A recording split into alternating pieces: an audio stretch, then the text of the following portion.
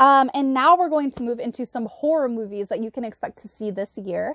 Some of them were briefly glossed over, I think 1 or 2 episodes ago on this podcast, but now I have some more information. I'm super excited about it. All right, so these are some horror movies coming to you in 2022. On January 14th, you are having Scream 5, and it is a direct sequel from Scream 4 in 2011. And it will, in fact, be starring Courtney Cox, Neve Campbell, and David Arquette.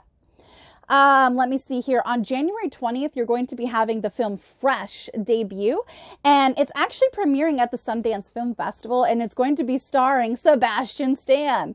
And it is the directorial debut of Mimi Cave, and it's about the horrors of modern dating and this woman trying to, I guess, like, survive the insatiable yet weird appetite of the person she's dating. On January 28th, you have The Orphan First Kill. This is going to be a direct follow-up starring the original star of The Orphan, Isabel Fuhrman. And this is going to be a prequel that is set where the orphan herself is actually going to be escaping an insane asylum from Estonia and posing as this wealthy person's long-lost daughter and heiress. It's also going to star Julia Stiles. This looks really, really good. I feel like the first one was so underrated. It had a really good, unique story. You know, it sometimes seems like horror movies, they're all just like carbon copies, you know, just insert different names and different scenarios, but it's basically the same thing. Whereas, I don't know what that was. Whereas The Orphan to me was unique. So I think it's definitely underrated. On February 18th, you're going to have the newest Texas Chainsaw Massacre. But what's really, really cool about this is it's like, hell, it's kind of doing what I feel X-Men Days of Future Past did. It kind of eliminates and ignores all the bad ones that were done and only acknowledges like the really good one. And so that's what this Texas Chainsaw Massacre is doing. It's basically like, oh, hell nah. They're going vintage with that shizit.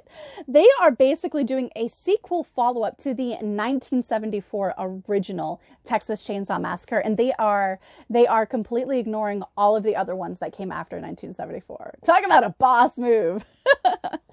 On April 1st, we have a Marvel horror type of film with Morbius starring Jared Leto. In case you don't know, Morbius is a supervillain that kind of originates in the Superman comics. So that's going to be really, really cool. This is another effort by Sony Pictures to kind of start making their own multiverse that's very, very compatible with the current Marvel multiverse of the MCU. That's going to be really, really cool in my opinion. On June 24th, you're going to have The Black Phone. The director is from Sinister, and it's the producers are with the Blumhouse Films. They've done Insidious and The Purge. And it also is going to be starring Ethan Hawke, and it's based around a serial killer in a suburban Colorado town. Yeah, it looks really good. And then Nope, which is definitely one we briefly profiled, but there wasn't a lot of information.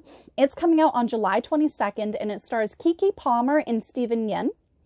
And this is another film directed by Jordan Peele. You know, one of his first forays into the horror realm was with Get Out, and that was a huge smashing success, in my opinion.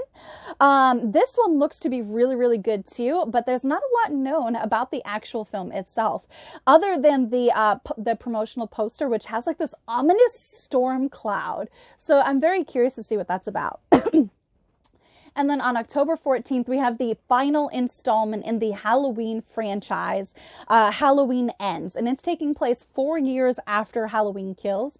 And we're going to... I feel like it makes sense to expect that Jamie Lee Curtis's character, Laurie, is going to be getting some severe payback and retribution over the death of her daughter, played by Judy Greer.